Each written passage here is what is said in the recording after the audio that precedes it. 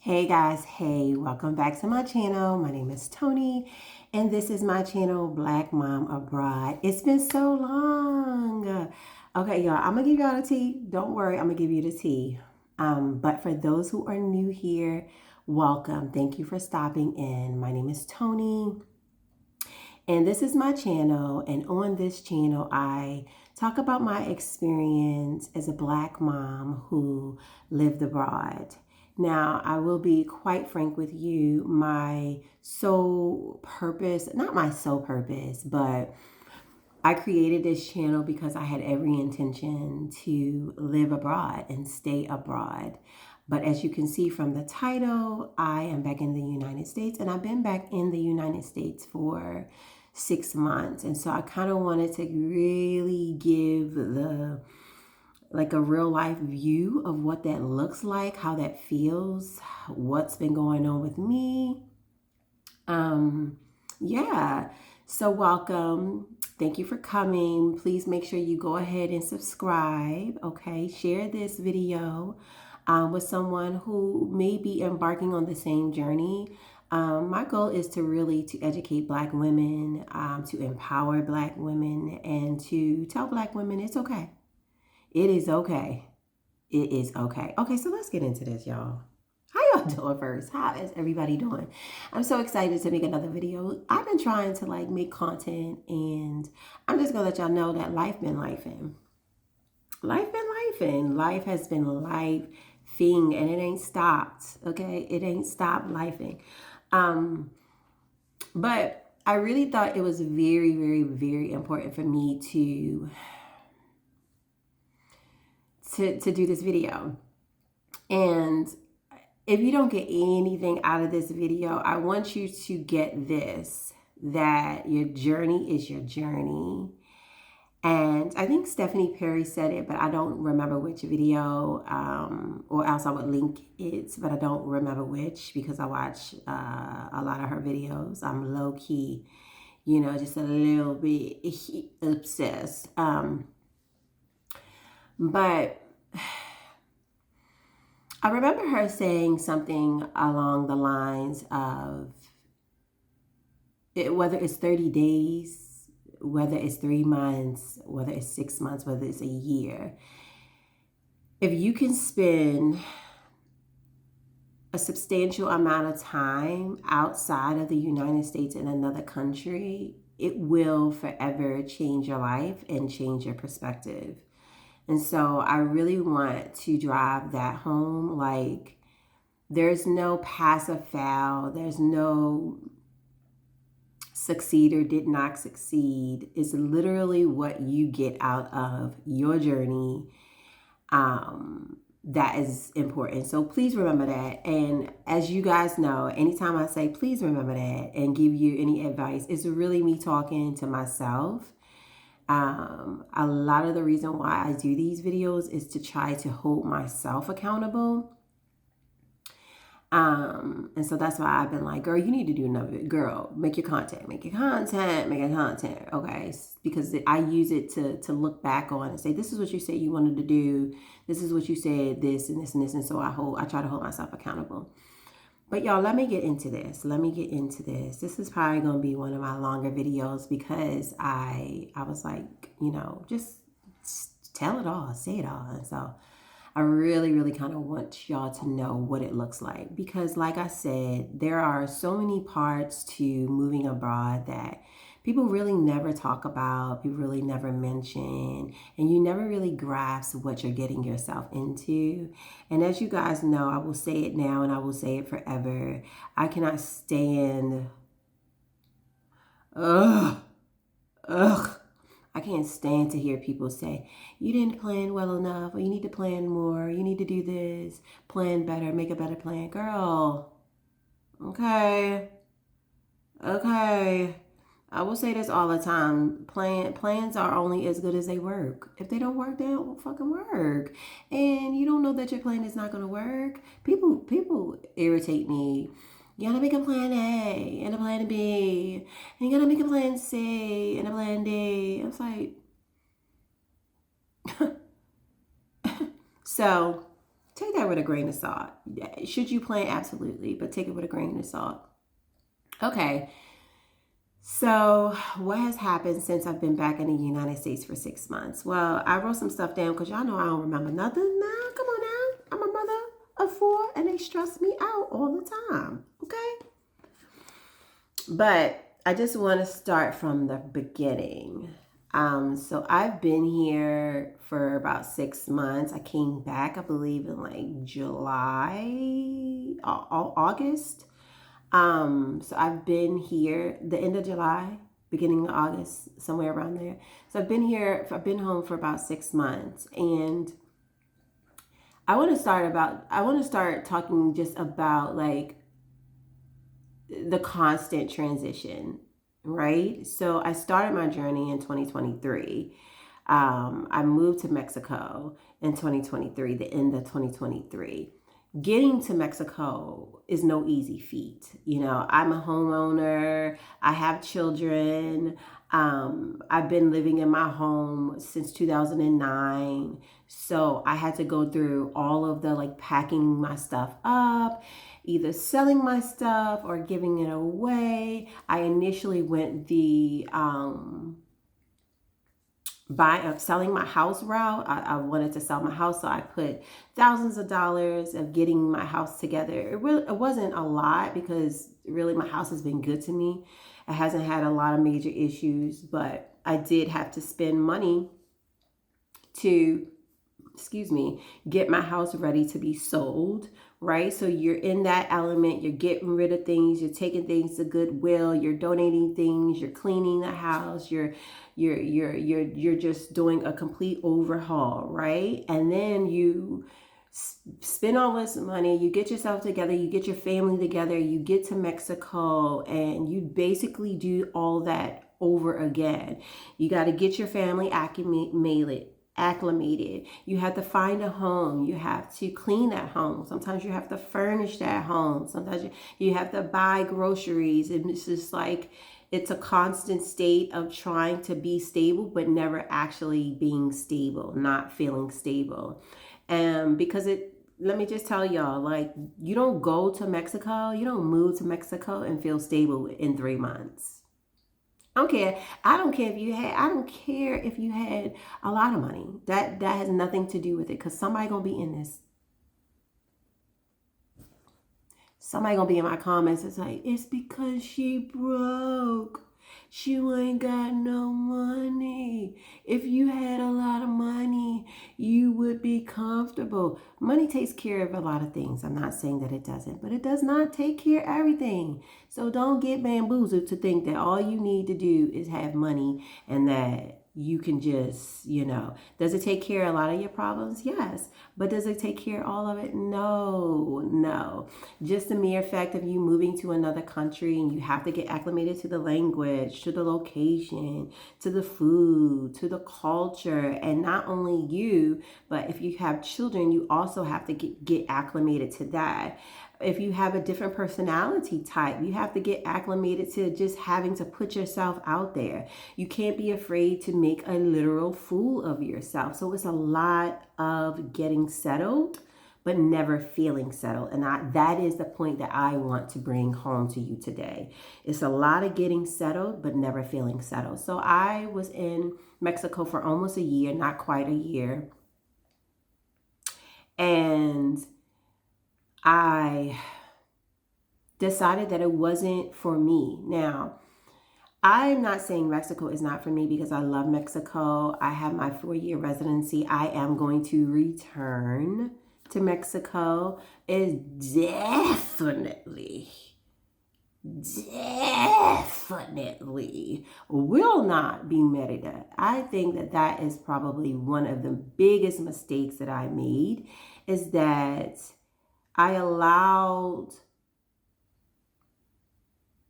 I didn't do what I said I was going to do. I didn't stick with the plan. Now, I thought that Merida was going to be a soft landing, and in a lot of ways it was, being that it's an international airport. The airport, the plane ride is about 2.5 hours from where I from where my family resides or from Maryland. It was a lot. It was like, it was quick, easy access for me, and where I live. So those were some of the things, because I had children that stayed in Maryland, and children that went with me. Those are the things that I really, really considered. And I feel like I shouldn't have considered that as much, because I allowed myself to stay in a place where that wasn't originally my place. I'm not bashing Merida. It's just not for me, baby. It's not. It's not for me at all. And I literally had to learn that the hard way. But what I will tell you is, please don't go somewhere. And I know I've said this before, but I always feel like I have to reiterate it. Please don't go somewhere, even if you go and you spend all your little coins and you go and you there and you like, I'm gonna make this work, and you miserable. Don't do that. Don't do that. Don't do that. Don't do that. Don't do that. Now I get some people don't have a choice, but if you have a choice and you're there and you're feeling miserable and you want to leave, girl, go leave. Leave. Let me tell you something. There is always going to be people in your comments telling you what you should and should not do. And guess where they are? They are right behind the computer. They have not traveled in 10 years. They don't even own a passport. So please don't have people in your ear telling you what you should not do or what you should do when they haven't even taken a train ride. And I'm not trying to be nasty and I'm not trying to be mean, but these are the people that have the most to say. It's like, girl, how many stamps do you have on your passport, baby? Oh, you don't have one? So why are you talking to me about my situation? So just be leery of that, because somebody always gonna have something to say.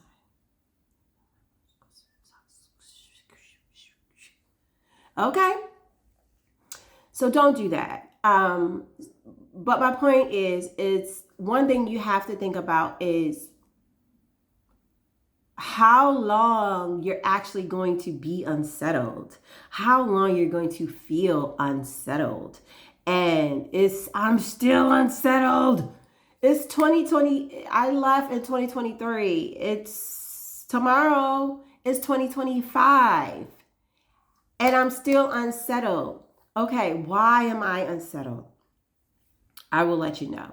But so first of all, it's the physical move, right? The physical move, the things you have to do. Like I said, you got to give everything away. You got to move. You got to clean. You got to do that when you're in Mexico as well. You got to get everything together. You got to clean. You got to find the house. It's just a lot of physical movement, right?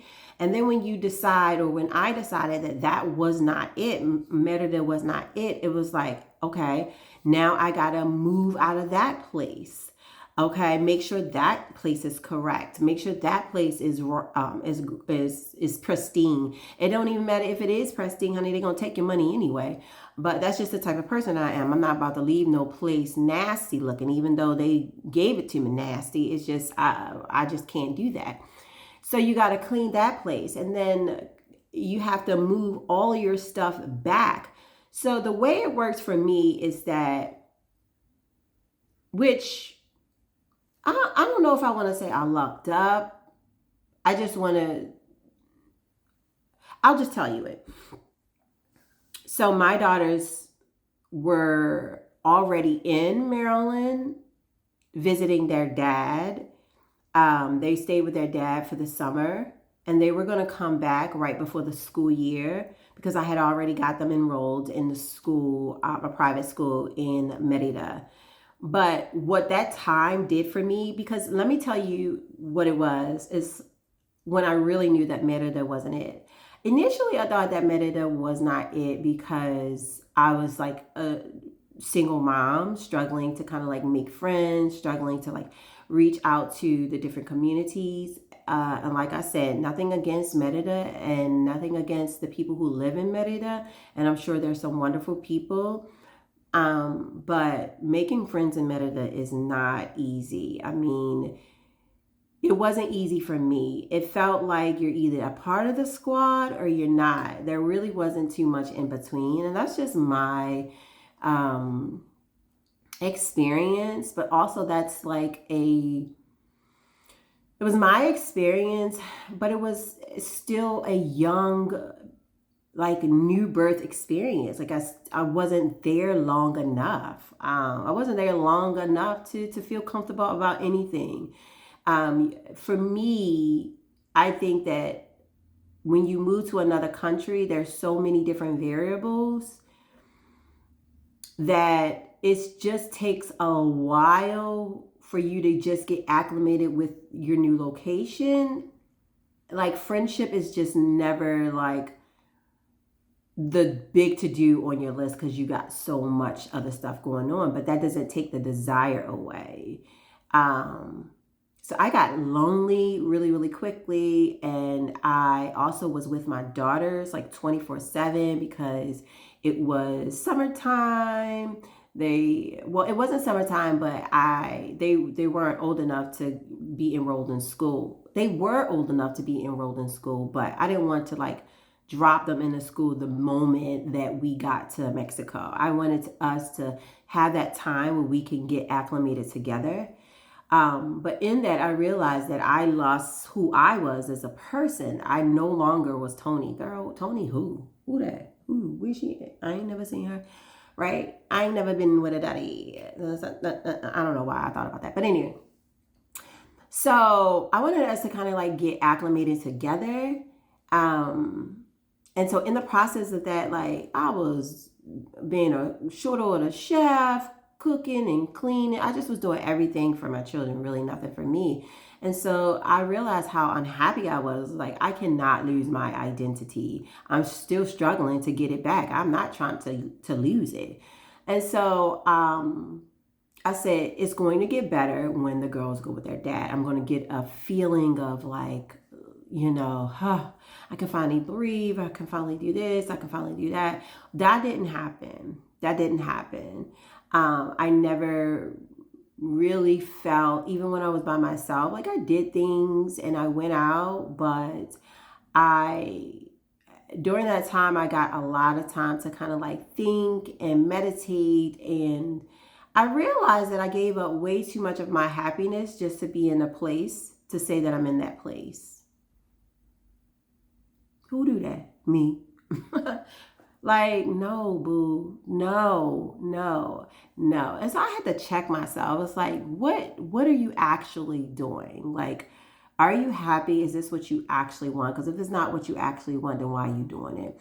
So during the time that my daughters were visiting their dad, I realized that Merida ain't it, because Merida was never it. And so I had to then switch my brain from, okay, so I figured like if they're in Maryland, it was going to be way more easier for me to transition back to Maryland without them here and without them coming back.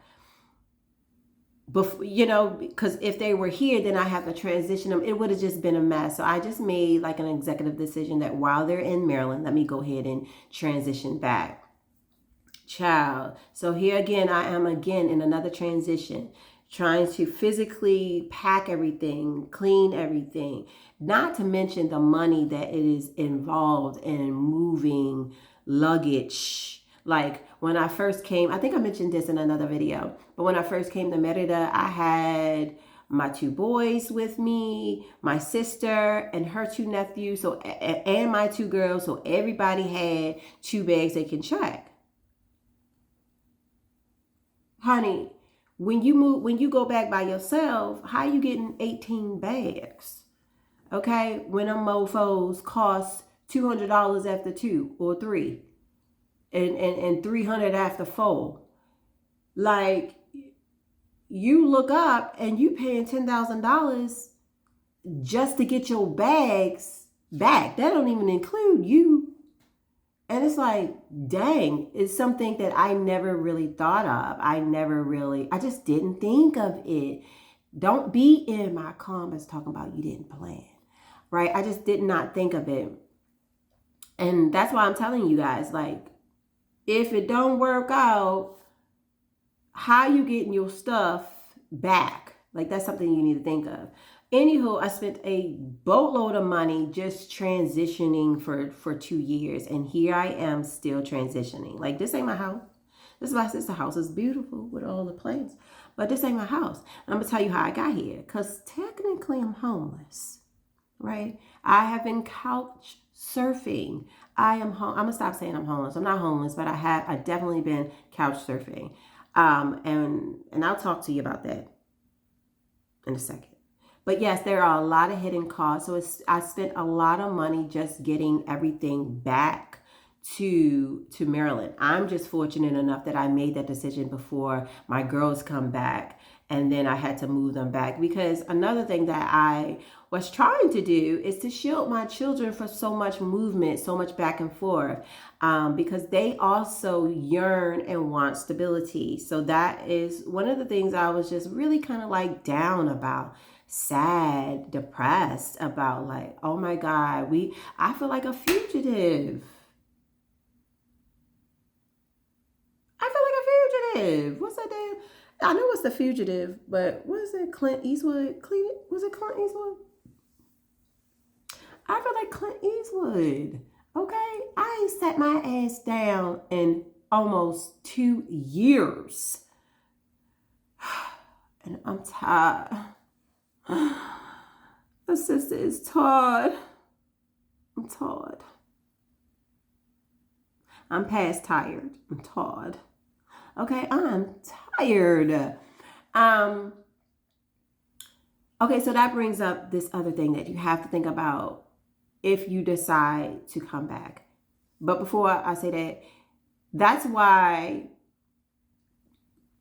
when you see people coming back to Mexico, coming back to the United States to Mexico, they're using like U-Haul trucks. It's because they're figuring out a way where it's cost effective, because people bought furniture, people have huge amounts of luggage and things, and now they have to figure out how to get that from Mexico back to the States. And that's why you see so many people selling their stuff for pennies on a dollar, getting rid of all of their stuff, because it is very expensive to get back. It's more expensive to get back than it is to go. And I would say that because the camaraderie and the support that you get around going, that ain't the same support you get around coming back. And it's understandable. It's like, girl, I just supported you 8 months ago. I'm not coming back up there. And I get that. Like, I completely get that.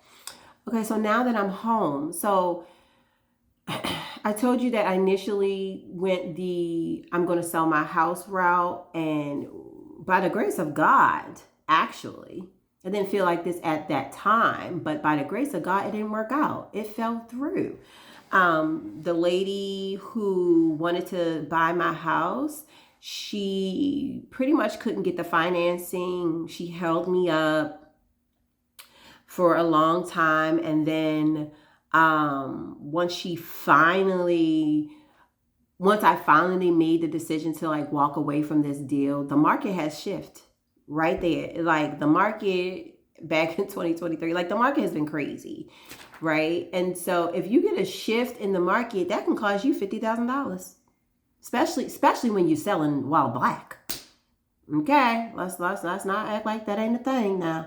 Okay, so just her taking that amount of time, the market shift, and I didn't like the numbers. So instead of selling my house, which I'm so glad I didn't, and we'll have to talk about, like, if you are thinking about selling your house, what are the advantages and what are the disadvantages? I personally, because of my experience and because you really don't know what's going to happen, I would not suggest selling your house. I would not suggest selling your house. First of all, I'm no longer in that boat of sell your house. Like, hold on to your home, because your home has value, and hold on to it. Like, a lot of times for me, I was thinking like, oh, give me the lump sum. But I'm so happy that I did not do that, because I'm going to tell you exactly what would have happened if I got the lump sum that I was supposed to get.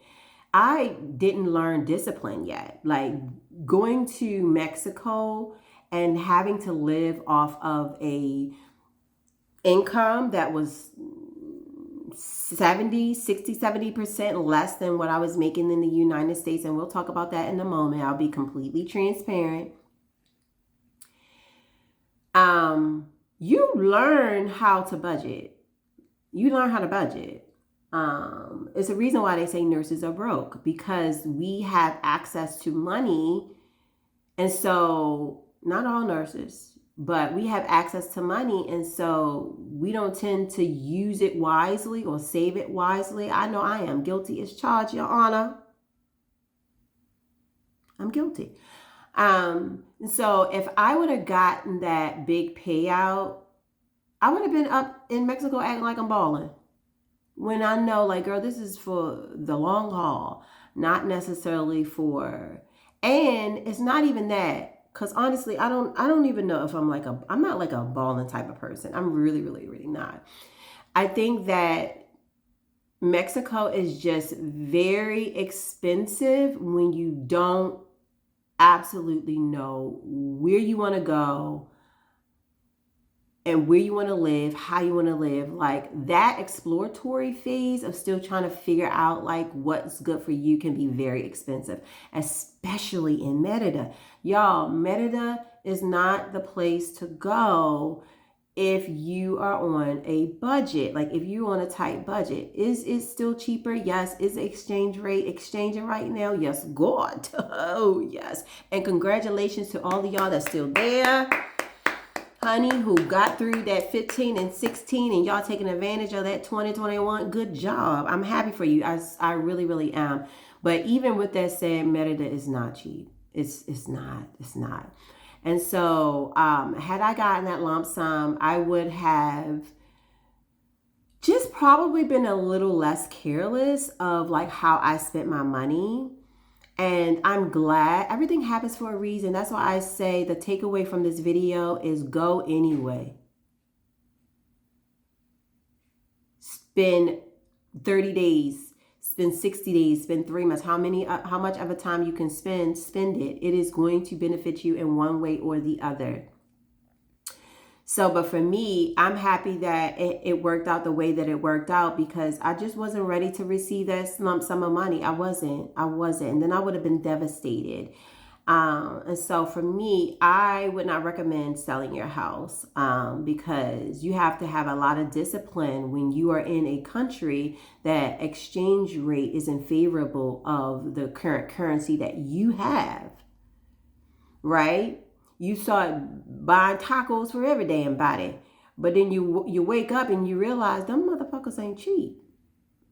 Okay, maybe one is, maybe for me. But if you're spending unnecessarily, it's going to add up. Walmart is cheap. Walmart is not cheap. They're like getting your comfort foods is not cheap. And maybe it is for a family of a single person, or if you have two incomes. But for someone like me who had made 70% less, it wasn't cheap. And I'm glad that I didn't get that lump sum of money because I think I would have just threw my plans and my budget out the door. And so I think that I learned exactly what I needed to learn, right? And then on the side of the United States, it's like now that I'm back, because what I wanted to happen didn't happen. My plan did not go as planned, and I'm back. Honey, if I didn't have a house, what would I have done? I would be paying rent, which would be probably no less than $2,500 for something that is not as good as I currently own. And so I think that's a hard stop. Like you really, really, really got to think about that, because honestly, I would be devastated if I sold my home,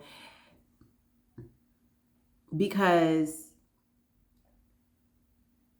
It's so expensive in the United States. It's so expensive in the United States. So when I came back, I still had my remote job as a nurse that I had while I was in Mexico. So before I left to go to Mexico, I quit my 9 to 5 job and I got a remote job. But at my 9 to 5, I was making like 118, I believe. I think it was like 50, 55, $56 an hour. And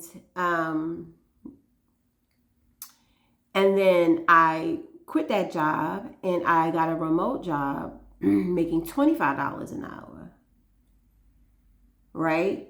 And I knew that they were getting me, but I knew I wanted something in return. You know what I'm saying? So it really didn't bother me because $25 an hour is still a lot more than what some people are making in the United States. And to be able to take that income and take it to Mexico, like I was more than okay. It wasn't about the money. I also had money saved. I also, as y'all know, as I've already said before, I also got money from my sister. She gave me $25,000 just for like oops money if I ever needed. So so I was good in Mexico as far as the money. I honestly did not like the practices, whether they were cultural, character flaw. I didn't like it. Like I'm not about to give you my money just because. I'm just not. And so I didn't really like that. And I feel like that is very, very prominent in very touristy areas. And Merida happens to be high up on the list of tourist area. Honey, they didn't took that over. They didn't took Merida over, honey. And so it just wasn't for me. And so coming back, I still have my $25 an hour job. And so like $25 an hour here with 2 kids, even though, so I'm jumping around. So because I did not sell my house, I was fortunate enough to get a renter, right? So I rented my home out for $2,000 a month, right? So it covered my mortgage and I got cash flow from it. So not only did I have my $25 an hour a job, I also had the cash flow from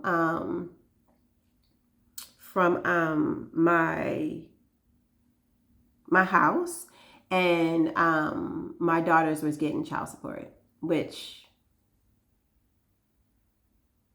I'm gonna try to be good. It was $400 a month for 2 kids.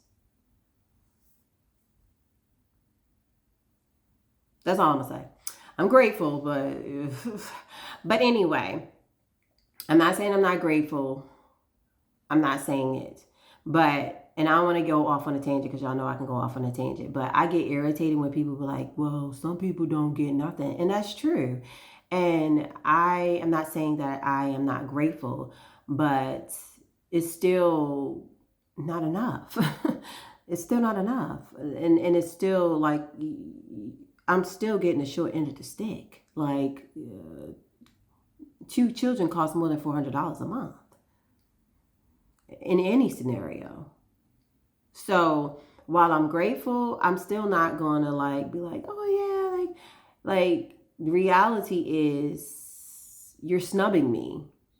It is what it is, but you're snubbing me. You know, you're snubbing your daughters.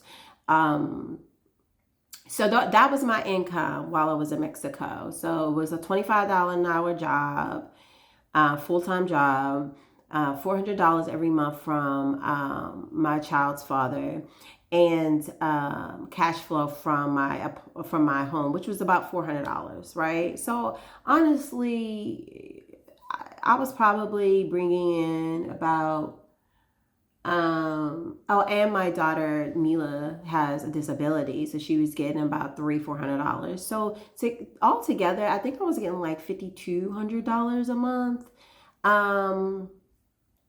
in Merida, which was more than enough. I just didn't like giving my money away to crooks. didn't like it, and Merida wasn't it. But I just wanted to put things in context and be completely transparent, so that you know. So that was my cash flow in Merida, honey.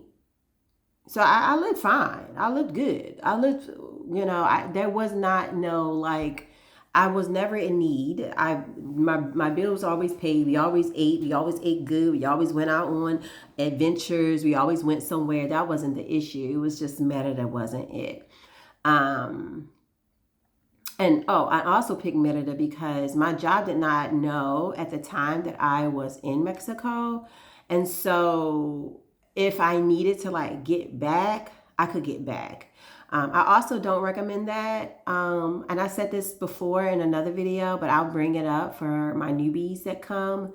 I don't recommend getting a job and your company not really supporting you.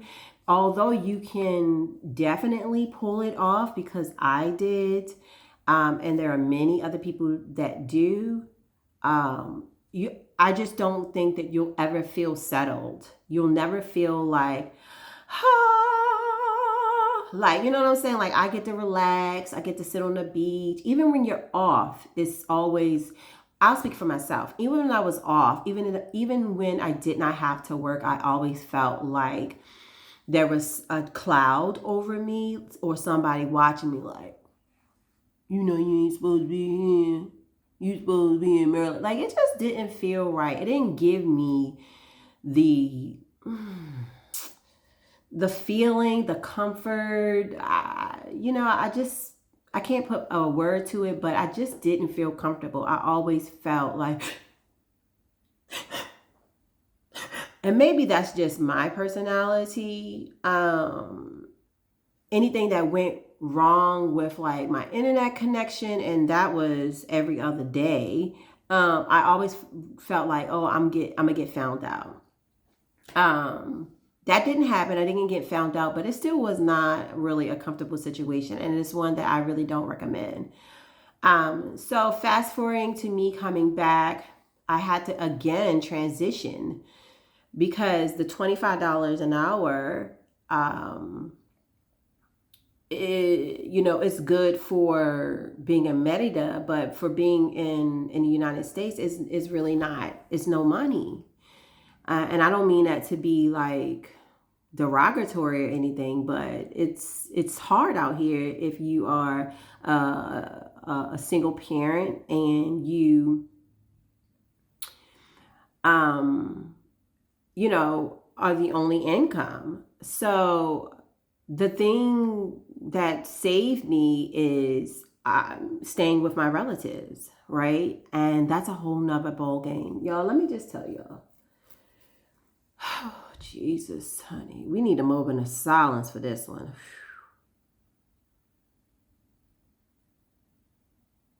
And let me tell you something, like, I will never say that I am not appreciative. I am very appreciative. But I think one of the biggest misconceptions is that if you're unhappy, or if something you just don't want to do something, or you just don't feel comfortable, that you're not grateful. That don't have nothing to do with it. One don't have nothing to do with the other.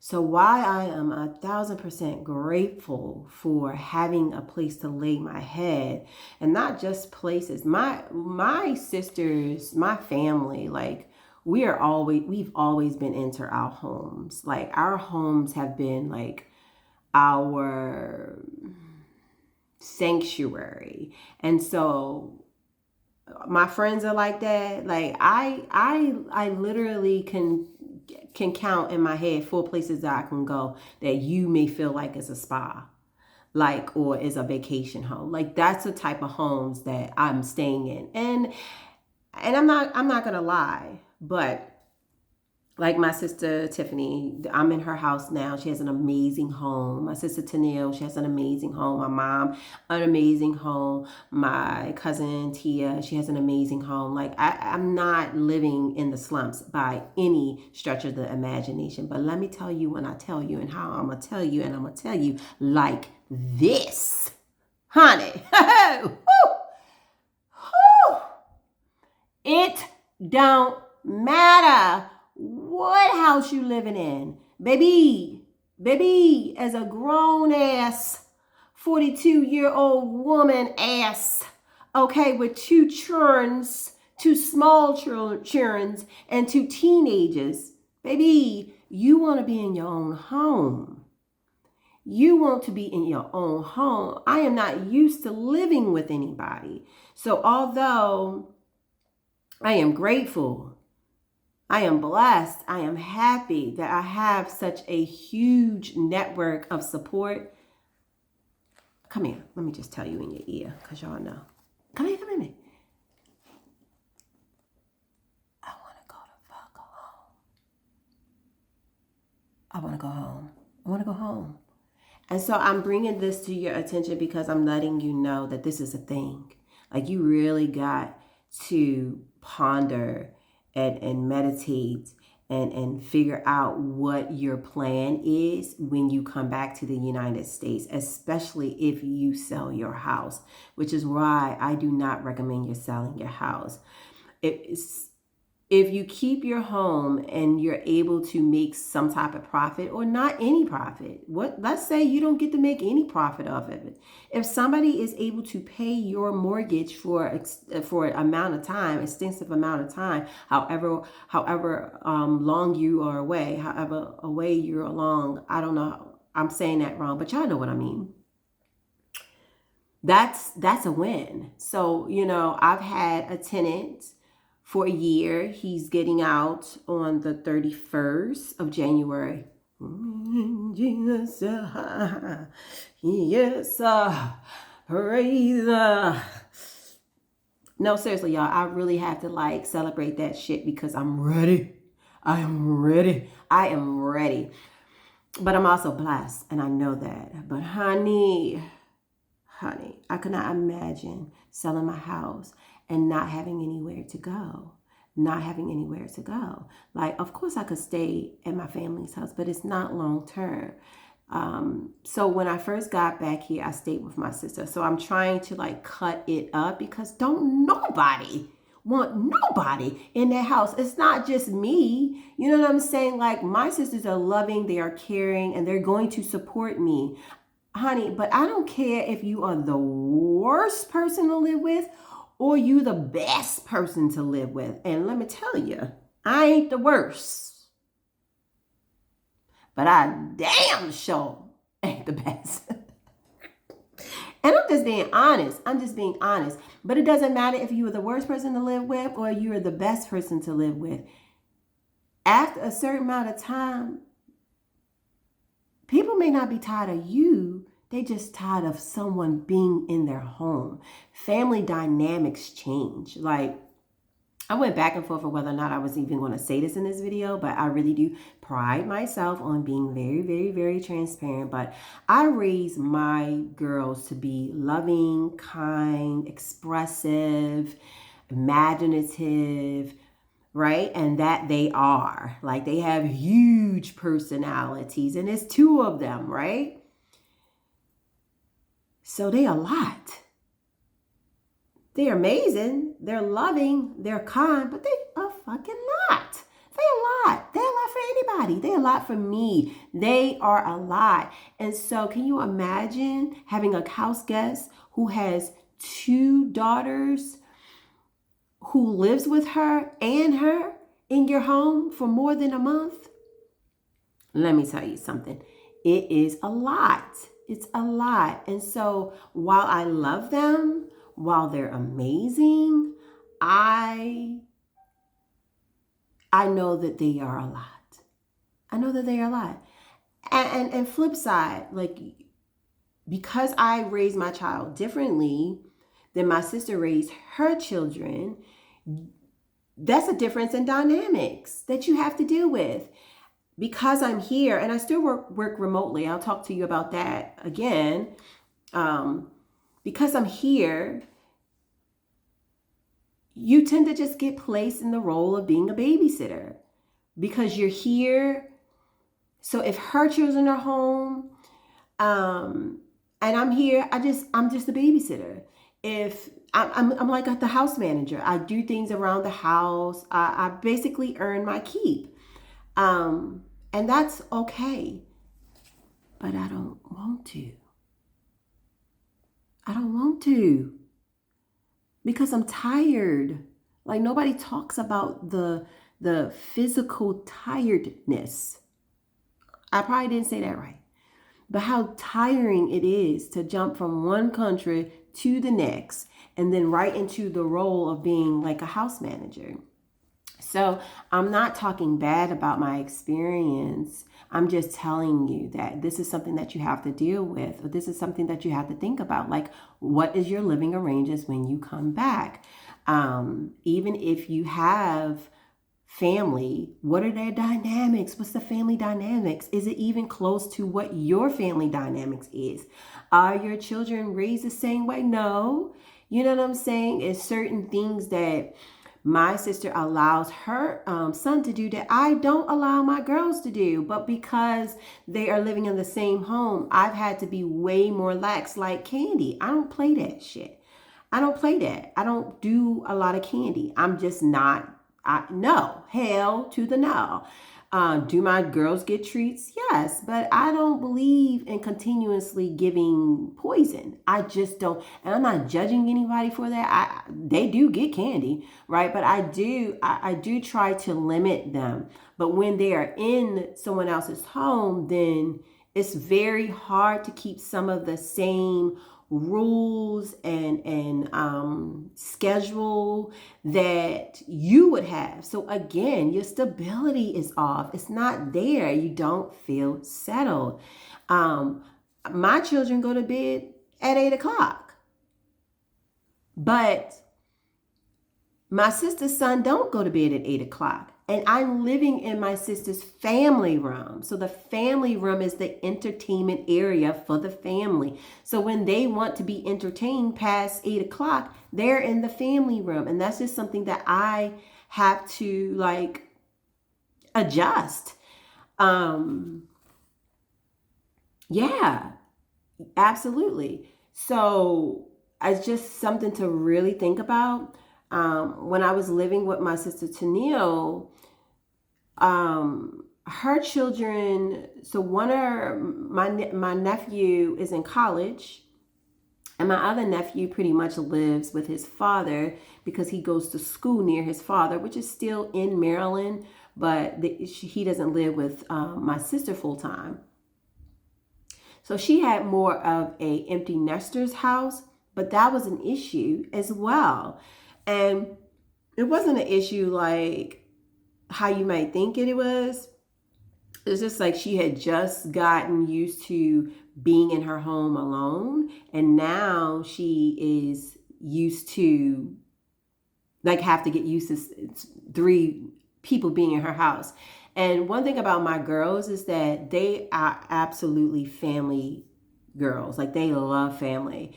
They look at my sisters as like an extension of me. Like that's their mom too. Like that's just how they are. That's how I raised them to be. So my sister Tennille, like they not just not gonna go in her room. Like it's this is what I would say. There is definitely some policing that needs to happen. And for lack of a better word, if y'all can find a different word, I guess boundaries or rules set in place.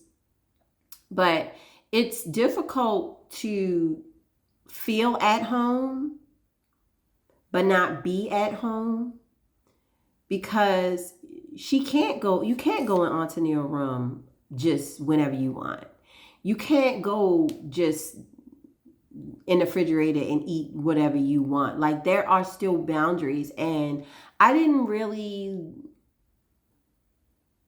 think about that.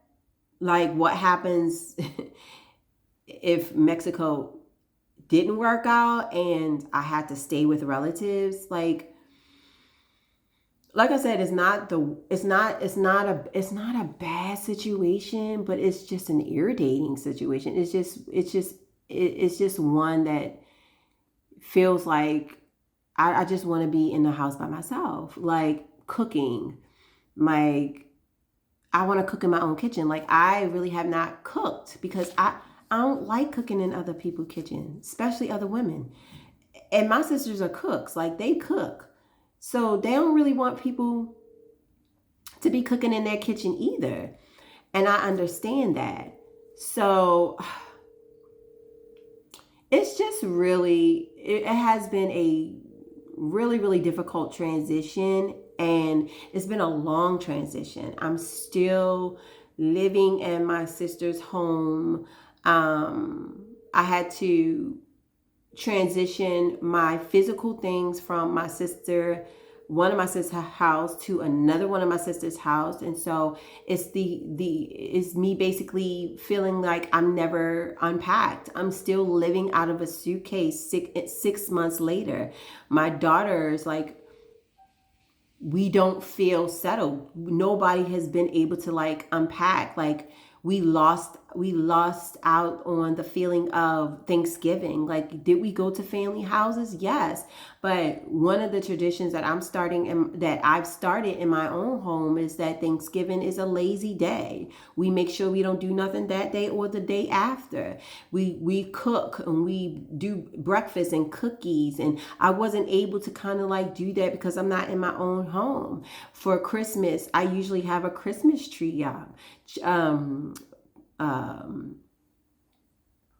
Presents under the Christmas tree. Now, granted, I could have got a small Christmas tree and but again, I don't want to be buying all this stuff that is temporary. And then when I get back into my home, I got to get rid of that so I can get this, what I really want. And so I just opted not to get certain things.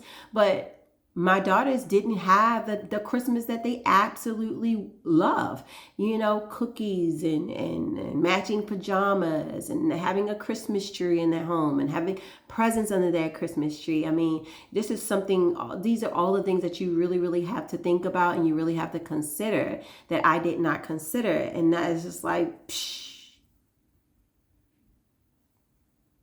Okay. Oh. I talked about a little bit about it being very, very difficult to keep a schedule, like keep a schedule for my girls, their sleep time, me, exercise, getting a breather, walk, going to bed, just doing certain things that I need to do, like making content or reading a book or meditating. When you're not in your space, when you're not in your home, it's just really hard. It's just been really hard for me to find a schedule and stick to a schedule. I can't really explain it. Like, I just really want to be in my house. Okay, so how being really displaced or not being in my own home has affected me financially, and how has it affected me mentally. So financially, like moving around or not being settled is very expensive. It's very expensive. I find myself buying stuff just for the temporary and then getting rid of it. I feel myself like buying stuff and like I just know 2 weeks from now I'm not going to need it. I'm more likely to get like convenient food, because I'm not doing as much cooking. It's just really, really expensive. And although I am not paying my mortgage and I, still, don't have the household bills yet that I would normally have, my pay is still $25 an hour. You know what I'm saying? Because I haven't transitioned out of this job yet. I haven't gotten another job. Well, I just got another job. And I'll tell you about that later. But for the majority of the time from when I came back to the United States, I've had the same $25 an hour job. And that math wasn't mathing. The math wasn't mathing. Honey, the first time I went to the grocery store, it's like I literally bought 8 things and spent $100. And I mean, yeah, 8 things spent $100, and it wasn't like 8 big things. So it's truly, truly been a transition. And I'm tired. Like, it's so tiring. Like, the fatigue is real. It doesn't feel good to continuously be like up in arms and feeling like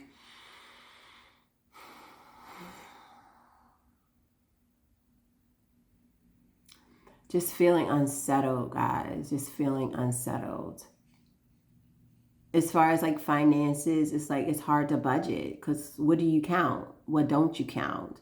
You know what I'm saying? Like, I don't have some bills I have. It's like I know that they're coming. I know that they're there. They're not current. I can't think of the word. Permanent. Like, they're there. I know they're gonna occur each month. But there's a lot of miscellaneous costs that you just don't see, and you really can't account for. And so I thought that I was going to be able to save some money in this process of me not having a mortgage to pay or household bills, and the exact opposite has been true. First of all, coming home, I realized that I still need to work on a lot of my boundaries, especially with my children, because my teenage boys, because before, I think that they kind of respected that, like, oh, she's in Mexico, she does this and this, she doesn't have any money. Now it's like, mom, hey mom, hey mom, hey mom. And don't get me wrong, like, I love the fact that my children feel comfortable enough to come to me whenever they need something, but I also need them to understand that just because you want it don't mean that you're going to get it. And just because I have the money don't mean I want to give it to you.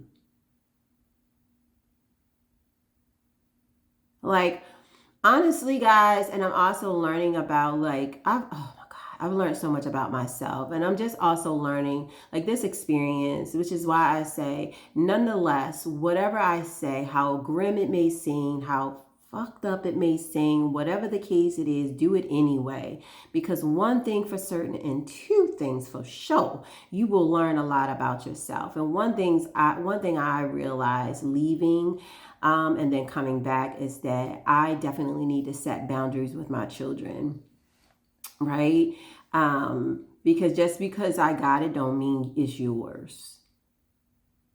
You know what I'm saying? I think that I've gotten to this thing where I'm trying to overcompensate for what they did not have with what I can purchase them. And that's not the answer, and nor does it work. So, and I had to learn that it's okay for me to say no. It's okay for them to be disappointed. It's okay for them to have rejection. And it's not on, no, I want them to struggle like I did, because I can't stand that mentality. Like, that's crazy. But it's because I love and care about them. It's because if I don't change how I am with money, then they will never pick up on how to be with money. Like, I can only teach them through examples. And sometimes you have to forego what you want for what you today, for what you desire in the future. And so that's what I learned. But my kids is in my pockets, baby. They in my pockets. They is in my pockets. So my expenses have very much gone up, not because it's just way more expensive here, but also just being here. And my children, my sons especially, they just ask for way more. Like, of course, they always ask me for things. I'm always going to be there for them. I gave them money when I was in Mexico. It wasn't an issue. I support them, but it's way more now. It is definitely way more. So that's something that I was just like, oh, okay. Another thing is just that my mental health have just, like, is trying to take a nosedive. And the way that I combat it is like working out and making sure I'm getting out, walking, getting some sunlight, because that's really, really helps me. But my mental health has taken a nosedive is because I don't have no privacy. I don't have no privacy. I don't have a sense of home. I don't have a sense of, I don't have a place where I can come and feel comfortable and feel like it's mine. You know what I'm saying? Like I'm a grown ass woman. You know what I'm saying? And so it just like I really hope that you understand, like I'm not being unappreciative of living with my sisters. I'm just tired of living with anybody. It could be Usher. It could, no, let me change that. It could be Janelle Monáe. And who wouldn't want to live with Janelle Monáe? And I still would be like after some time, it doesn't matter who the person is, you're tired of living with someone else. You don't, you know what I'm saying? You kind of, I want my own dresser. I want to hang up my clothes. I want to put my drawers away. You know what I'm saying? I want somewhere where I can put my toothbrush. And I have those things, but it's not the same. It's just not the same.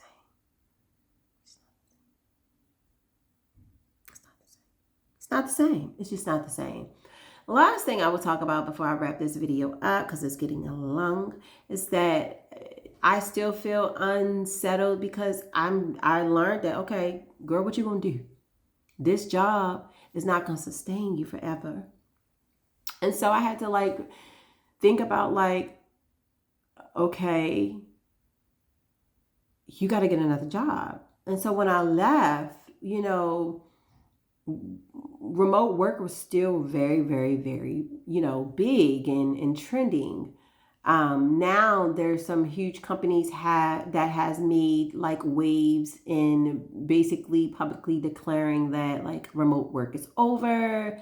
Productivity is down with remote workers, and really trying to spin this like negative view of remote workers. I think productivity is down with a certain demographic of remote workers, but I think for Black women, we work.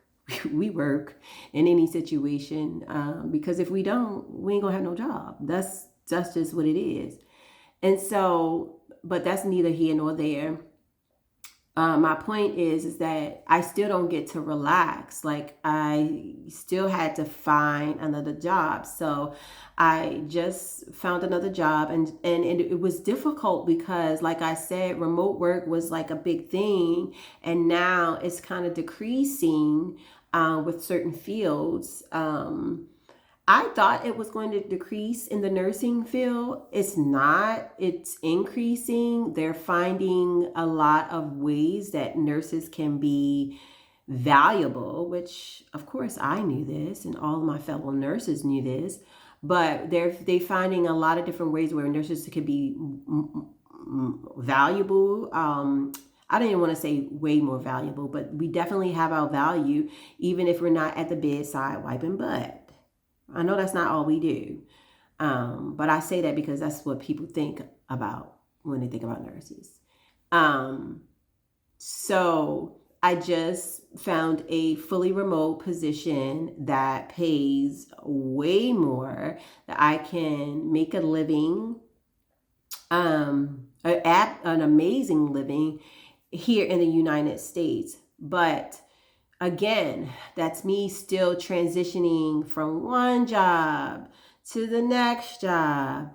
And at the end of January, I'll be transitioning back into my home. That's another a big task because I gave away all of my furniture. So I've been buying furniture, even though I don't really have any place to put it. And I have a whole room downstairs in my sister's house with all of my stuff that I've been purchasing. And she looking at me sideways because it's like, girl, why you got all your shit in my house? And I'm like, girl, where else am I going to put it? And it's just a lot, y'all. And it's a lot. And I'm not trying to be unappreciative because I am very, very much appreciative. I just really want you to know what it really looks like, the ins and outs. And can I just say this too before I wrap this up? I was supposed to be giving my child my car. But the reason why, while I was in Mexico, I was going to sign it off to him because I was just like, I'm in Mexico. I don't want to drive. I'm in Mexico. That didn't pan out either. And it's not because I was just like, oh, I'm taking my car back. But what happened is that his uncle wound up giving him his old car. And so it was fine. When I came back, he didn't have a need for my car. He had his uncle car. He got it fixed. He cleaned it up, and then his uncle wrecked his new car and took back his old car. So at that point, I was like, I'm sorry, baby, I'm not going to be able to give you my car. So he's in the process of getting another car, but I just tell you that story because this is real life shit, for real, for real, for real. But I just tell you that story because I really don't recommend you giving your car away, especially if it's paid off, guys. My car was paid off. Don't give your car away. Allow a family member to loan it for free or rent it out. Even if it's like $25 a month, $25 a week, $50 a week. Make something off of your car. Stop giving people stuff for free. Unless you want to do something amazing for your family member and you're okay with that. Don't give your car away for free, especially if it's paid off. Unless it's like your son or your sibling. But I don't recommend you giving your car away, and I don't recommend you selling your house. If I had gave my car away and sold my house, my story would have been a lot different. Y'all would have seen me on a corner, honey, shaking a thigh. Shaking a thigh. Okay? Shaking that thigh. And it ain't no shame in my game. I'm just trying to tell you. So I think that's it. Yes, I think that's it. I think that's all I really wanted to say about like how I've been this past 6 months. What I'm looking forward to, like I said, I just started a new job, a fully remote position. So I really, really am blessed. But I'm not just going to give this away to, oh, I'm blessed. I'm going to say that I am doing the work. You got to do the work. Like, you're going to learn a lot about yourself in the journey of going away, even if you stay in Mexico, even if you have to come back, even if you go for 3 months and come back, you're going to learn a lot about yourself. And one of the things is you have to learn how to be comfortable with being uncomfortable. And that's a very difficult thing for me. But I had to learn that even when you sit in discomfort, even when you're in an uncomfortable position, you're not going to die. And tomorrow is tomorrow. And so you have another opportunity to change something about your life, to change something about your mind, your heart, your spirit, your goals, your plan. And as long as you wake up tomorrow morning and as long as you have breath, and I know that shit is cliche and everybody on Instagram and TikTok is a therapist nowadays, but it is true. It is true that as long as you are breathing, you have an opportunity to change something about your life that you may not like. And so I really, really, really encourage anyone who is contemplating moving abroad to just watch this video, send it to someone who is about to embark on the same journey, and learn from my mistakes. Let me be your subject matter expert, honey. Let me show you what not to do, okay? And I don't mind. You know why? Because I'm learning. I am learning. And one of the biggest things that I learned about myself that I needed to learn, honey, and I'm about to drop some tea. One of the biggest things that I learned about myself is that I am 100% capable of taking care of me and my family.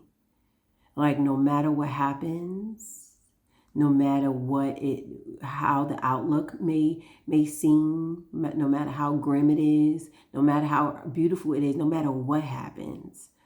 I'm capable and I possess all the skills, the power, the love, the grace, all that is needed to be able to manage any situation. Any situation. Okay, guys. Okay. So with that, I gotta go. Okay, I gotta go, honey. I gotta get to the gym. I got to get to the gym because I got to, honey. I got to. You see, I'm trying to coach myself to go. But yes, I gotta go. Don't forget to like. Go and do it now. Go and do it now. Go and do it. Like, subscribe, share this video with somebody who's about to embark on this journey seriously. And stay tuned. Like, I really am going to really try hard, honey, but life be lifing, to do more videos and get out way more content, so that y'all can kind of keep up and see what's next. I think that in this period of my life, I'm more focusing on, like, concrete steps and goals that I can take to better myself. My goal is definitely to get back to Mexico, but I want to do it differently. I want to do it differently, and I'll keep you guys posted on what that looks like, what that entails. So yeah, thank you for watching. Until next time, bye.